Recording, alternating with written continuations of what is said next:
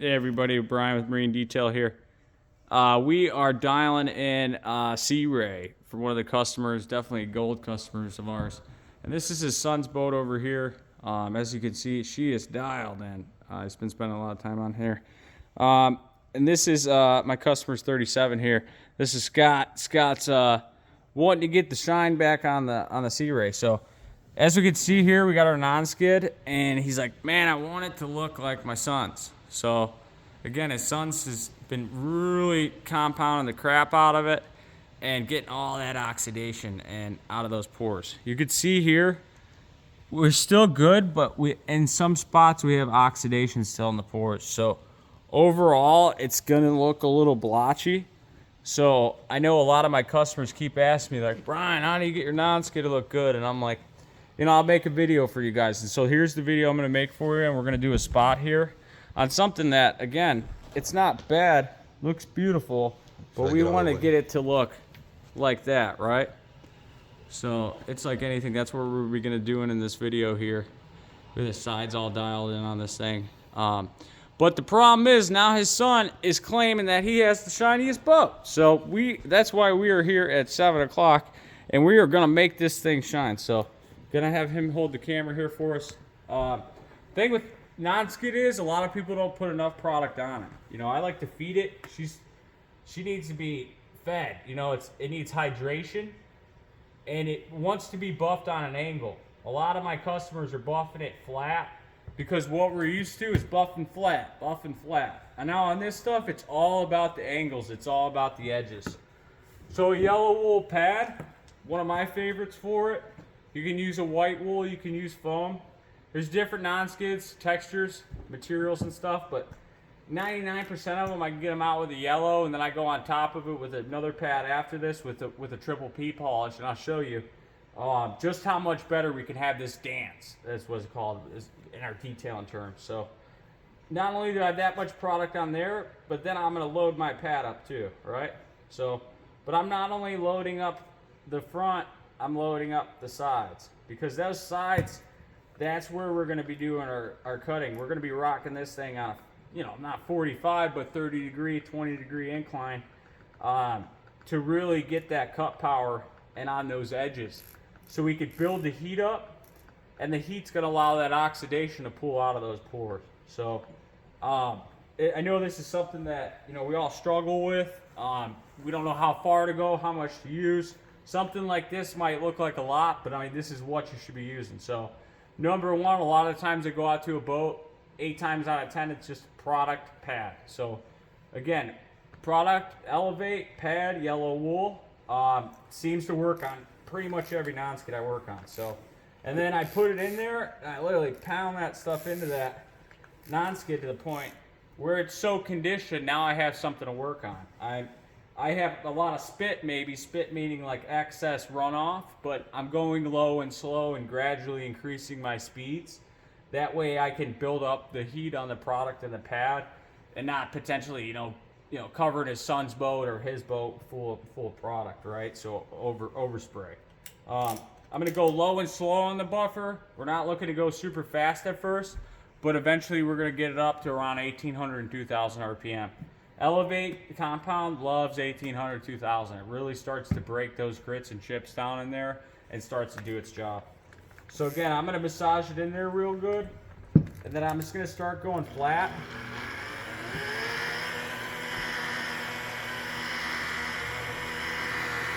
And then I'm just going horizontally one way, and then I'm going vertically one way, and then I'm gonna pull it back vertically the same way. Now I'm going to put it on an angle and really start digging it.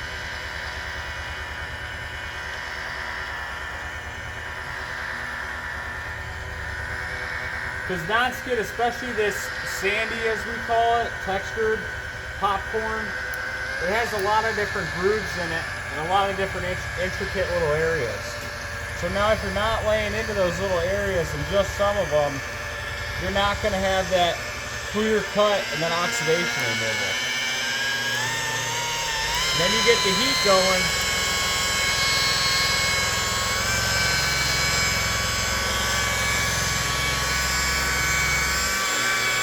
really rock it back on that 45 in all different directions. We're doing circles. On our last pass like this, just get sure we're even digging even more too. It's not just flats, what we're normal, it's not just this. It's a lot of this, a lot of this, and a lot of this. And we're turning that buffer up too. A lot of people are not buffering non-skid at a high enough rate. Again, Elevate loves 18 to 2. So you want to be at a higher rate of speed.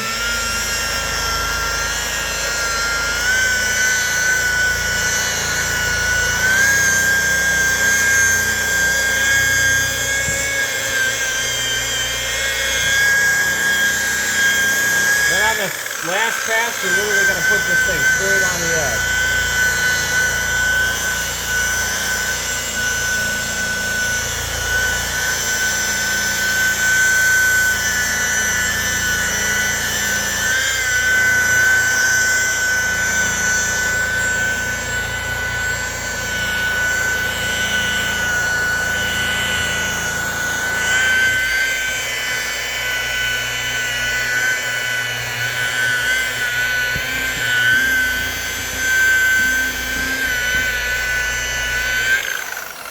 So we're really going to introduce a lot of heat into there, a lot more than you normally would. Going to really buff it. She's thirsty. It's like, feed me, feed me, feed me. So you can see she sucked that up, but that's how much compound it's going to take in that little section. Now, we're not done yet. We're going to that blue one. We're going to come through and then we're going to switch out. We're going to go over to Triple P now. And we don't have to wipe this Elevate off. Oh, you don't? No. So a lot of people just want to wipe the Elevate off. And we're going from a fine compound into a polish, so it's not going to matter. Especially on the non-skid, because it's not three-dimensional. So you're not going to be able to see any like swirls or anything like that, right? So, and then Triple P, one of my fan favorites. I'll lay it on the non-skid. And again, I'll put a lot. She's thirsty. She wants it. And then I'll put the product on again and I'll smear it into those pores that I'm working on. Because again, it's kind of like conditioning your face or conditioning anything. Like there's a lot of pores in your face. You know, there's a lot of pores in this non-skid. So anytime I detail a boat, I tell them, I'm like, the non-skid's going to be a lot of extra money. A, I'm super OCD, and B, it's just a lot of work, you know, so it's like anything. But when you get your system down and everything, it's really not a lot of work. You want your pad to the point where it's like literally almost coming out of there. I mean, you want a lot of product on there, right? So once you do that, we're just using a Flex. This is a PX compact, really good tool. It's a PE8 480. Pick it up for like 180 bucks. But this thing on non-skid is like, ooh, it's awesome. You're getting around extensions, cleats, just working on an angle, stuff like that. It's a really cool tool. So this one, again, I'm going to start at a low rate, build up the heat, and then I'm eventually going to work it in.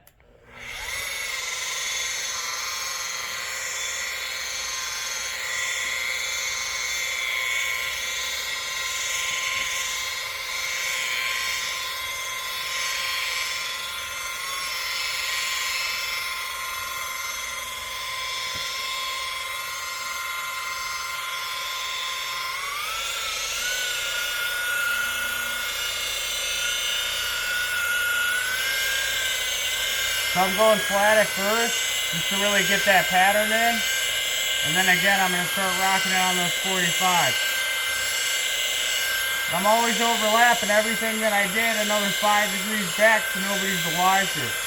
When you're sitting in that cockpit, it's going to still be all matched and uniform. Now you kind of got to patch this together, piece it together like a puzzle. But once it's done, man, are you going to be happy you did it. Or woman. You're going to be ecstatic because it's not going to hold dirt like it does. It's going to actually be able to repel that dirt out of there too without having all that oxidation from there. So it does make it extremely slick though. So if you don't want slick, don't buff it. And then there, now we're going to really start putting on our 45, rocking back and forth.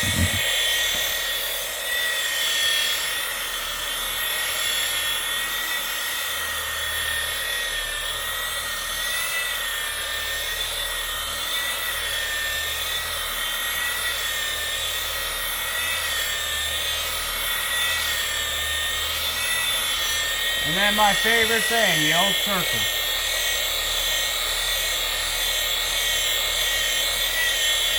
Some guy taught me this in Florida one time, and I was like, that's silly, but I did it, and we had great results, so I was silly for not listening to him.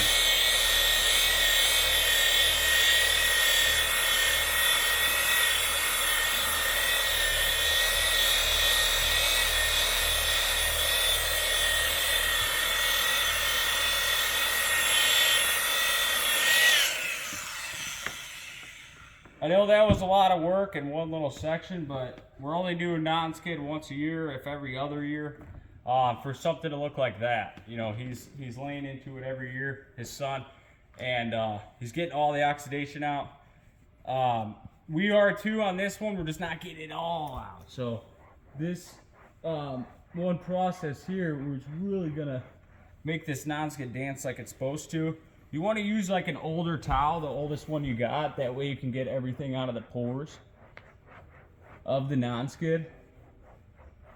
But when you start to see it like shine, like especially the way it is now, because we've lifted the oxidation again out of the little cracks and crevices of that, we can actually have it dance, we call it. So it's one of those where we all fight this.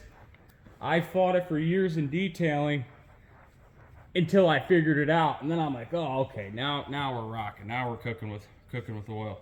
So it's one of those things where it won't be hard to pick up on camera. You can easily see the difference of it. Now we're just gonna keep wiping that off, and the excess areas are just like triple P and stuff. But you can see here in this one concentrated area, now we just have an awesome surface. Like if anything, very slick. Over here, barely move our bottle. Here, we can move our bottle because there's no oxidation. So it's just about rocking that thing, getting it into the grooves left and right and dancing and elevate. Starke Elevate. You know, yellow wool pad. Starke triple P with a orange cut pad, still cut, and then circles on it. But again, you can, and then if I grab the camera here, I could show you what we're talking about. You can see that's all the section we haven't did, where it's really kind of cloudy and broken up, and then we have the section we did. Sorry for the camera in the video. But as you can see, all the little intricate areas of the little pores are done. Now we go to a section over here. We zoom into it. You could see real close, see all the oxidation? Now we get over back into the shininess. Boom, here we are. Now we spin her over, and now the oxidation's not in those pores. So once we finish it out and do all that, you can see our break right there. We're eventually gonna get there. So, but we can't get there if it's looking like that. So again, you know, we want that clarity out of it, and again, why we cut. So we started here, as you can see here in the video. This is pre, and then this is after. But you can see there, it almost just gives you, you know, that wet effect. It's glowing. That's what you want. Over here, again, it's not bad. It's just there's so many areas where it's still dull. Where you go over to here and it really grabs that light and refracts those beams on it.